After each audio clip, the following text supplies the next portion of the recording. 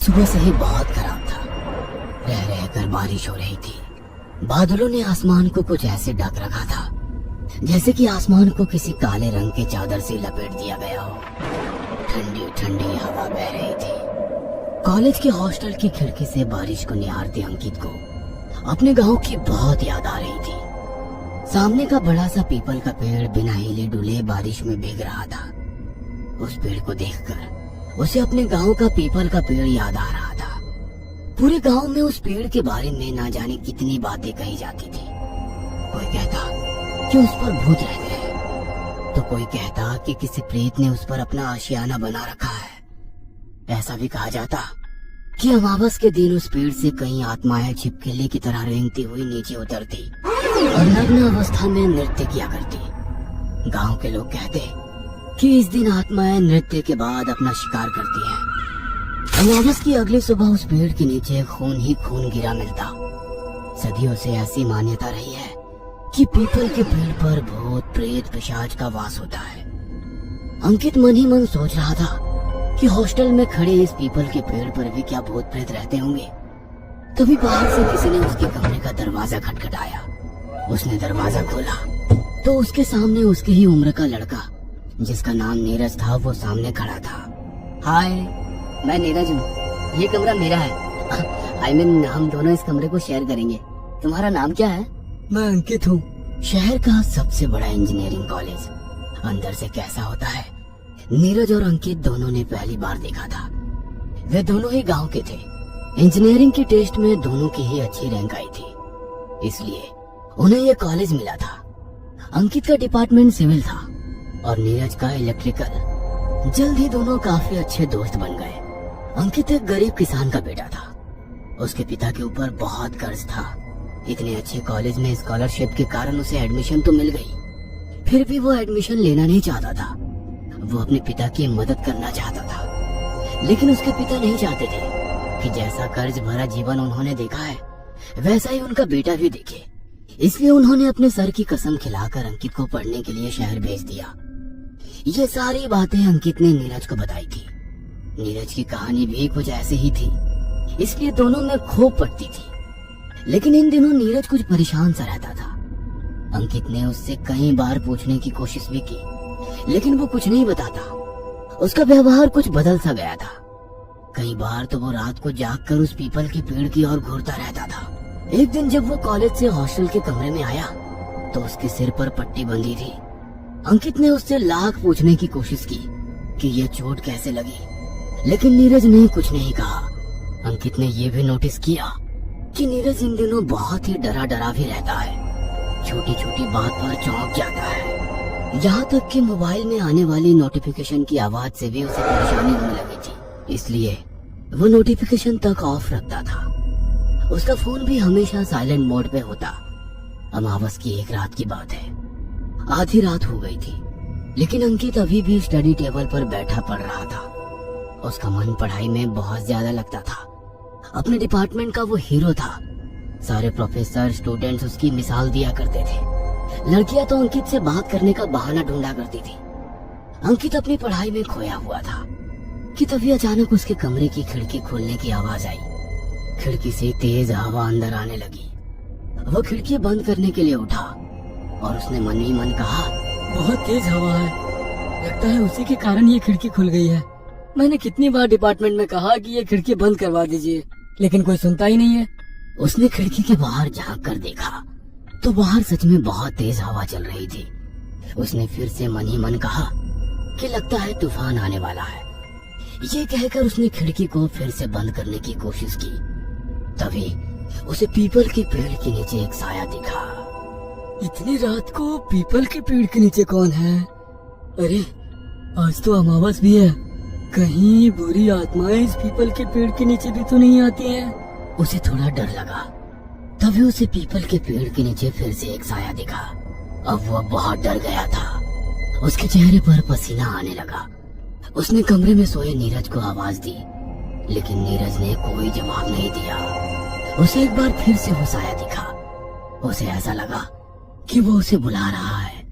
बहुत गौर से सुनने के बाद भी उसे पता नहीं चल रहा था कि ये किसकी आवाज है। फिर एकाएक उसके दिमाग में आया कि कहीं वो नीरज तो नहीं है। अंकित ने उसकी बिस्तर की ओर देखा, नीरज वहां नहीं था। अचानक वो अनजाने भय से भर गया। हो ना हो वो नीरज ही है, लेकिन वो कर क्या रहा है वहाँ? कहीं कहीं उसके साथ भी तो वही नहीं हो रहा है। अंकित भागकर नीचे जाता है। उसके दिल की धड़कन धड़ धड़ करके धड़क रही थी। वो पेड़ के पास गया। उसे जिस बात का डर था नीरज के साथ वही हो रहा था। नीरज पीपल के पेड़ के नीचे आंखें मूंद कर बैठा हुआ था। उसके चारों ओर सफेद रंग का घेरा बना हुआ था। उसके आगे एक छोटा सा हवन कुंड रखा था। उस हवन कुंड में आहुति देते हुए वो एक ही बात बुदबुदाए जा रहा था। ऐ बुरी आत्माओं, मेरे पास आओ। ऐ बुरी आत्माओं, मेरे पास आओ।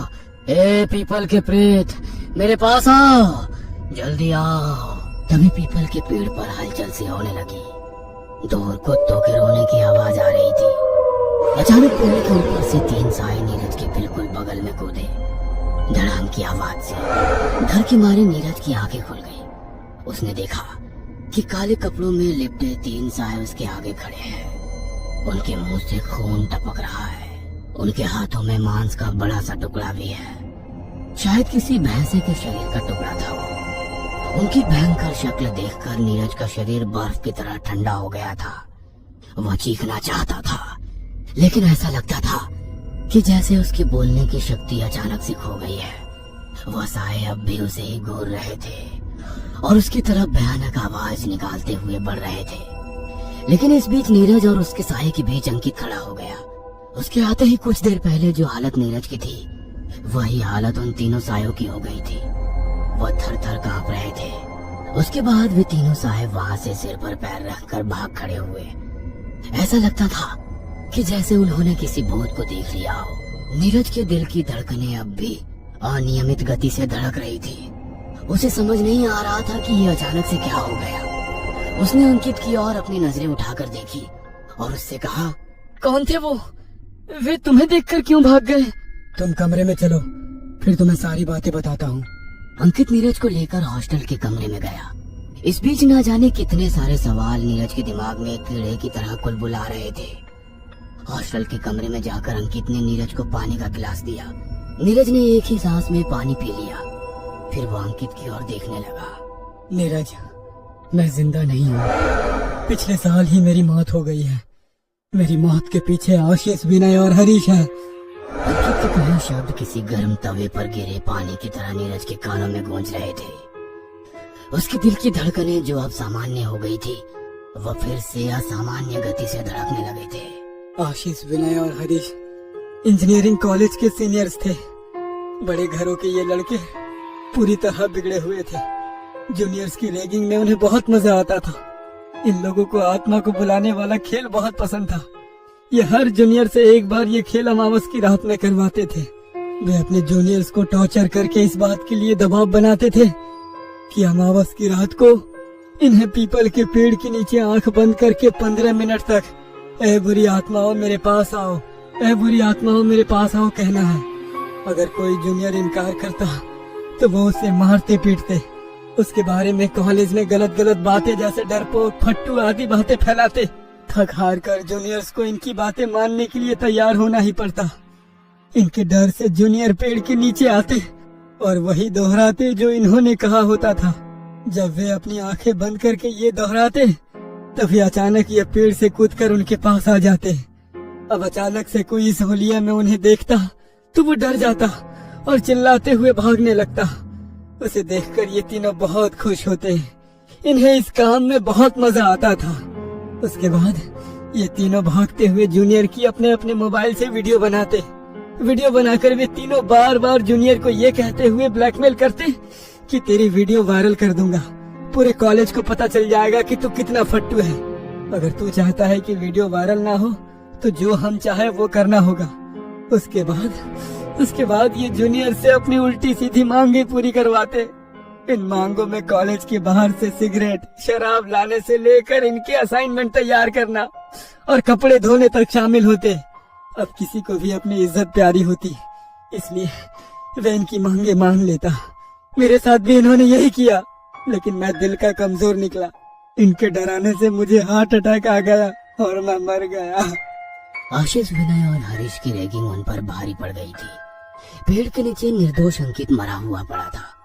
उन तीनों को समझ आ गया कि वे बुरी तरह फंस गए हैं और उन्हें जेल हो जाएगी। इसलिए उन्होंने रातों रात अंकित की लाश को शहर के बाहर वाले नाले में फेंक दिया। बाद में अंकित की लाश कॉलेज वालों को मिली तो उन्होंने ये अफवाह फैला दी कि पढ़ाई के प्रेशर के कारण अंकित ने आत्महत्या कर ली है।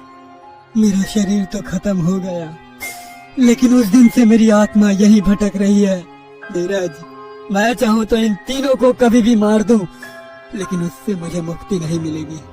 मैं चाहता हूँ कि रैगिंग जैसी बीमारी से हमारा कॉलेज का कैंपस आजाद हो, ताकि कल को कोई और अंकित ना मरे। मैं चाहता हूँ कि तुम ये सारी बातें प्रिंसिपल सर को बताओ। इन लड़कों को सजा मिलनी चाहिए, नहीं तो कल मैं था, आज तुम थे, फिर कल किसी और की बारी आएगी। नीरज उसी समय प्रिंसिपल सर के घर पर गया, उन्हें सारी बातें बताई। प्रिंसिपल सर को पहले तो विश्वास नहीं हुआ, लेकिन नीरज ने बताया कि ये सारी बातें उसे अंकित ने ही बताई है और अंकित इस समय इस कमरे में मौजूद है, वे हमारी बातें सुन रहा है। अंकित की मौत पर प्रिंसिपल सर को थोड़ा शक तो जरूर हुआ था कि इतना ब्रिलियंट लड़का पढ़ाई के प्रेशर के कारण आत्महत्या तो नहीं कर सकता, लेकिन फिर उन्हें लगा कि क्या पता अंदर ही अंदर कोई प्रेशर अंकित पर हो। आधी रात को पुलिस की गाड़ी की सायरन की आवाज कैंपस में गूंज रही थी। आशीष, विनय और हरीश के हाथों में हथकड़ी थी और पुलिस ने उन्हें अपनी गाड़ी में बिठा रखा था। पहले तो उन्होंने इन सब बातों से इनकार किया, लेकिन पुलिस के डंडे और अंकित की गवाही से सारा सच बाहर आ गया था। पुलिस की गाड़ी उन्हें लेकर कैंपस से बाहर जा रही थी। पुराना पीपल का वो पेड़ पीछे छूटता जा रहा था। नीरज की आंखें अंकित को तलाश रही थी, लेकिन वो उसे कहीं दिखाई नहीं दे रहा था।